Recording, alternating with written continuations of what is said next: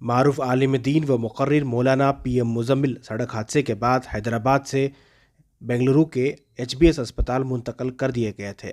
اب انہیں جے نگر کے امین ہیلتھ سینٹر میں منتقل کر دیا گیا ہے۔ مولانا کی طبیعت کافی حد تک بہتر بتائی جا رہی ہے۔ مولانا مزمل کی عیادت کے لیے لوگ بڑی تعداد میں امین ہیلتھ سینٹر پہنچ کر ان کی عیادت کر رہے ہیں۔ آج بی جے پی کے ایم ایل اے ادے گروڈاچاریہ بھی مولانا کی عیادت کے لیے پہنچے۔ ادے گروڈاچاریہ نے مولانا پی ایم مزمل سے تفصیلی گفتگو کی۔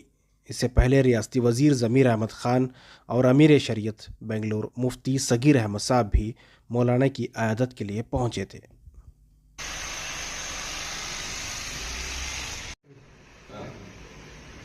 So he is able to walk now, sir. Very good. Multiple injuries. Below knee. Towards the left neck.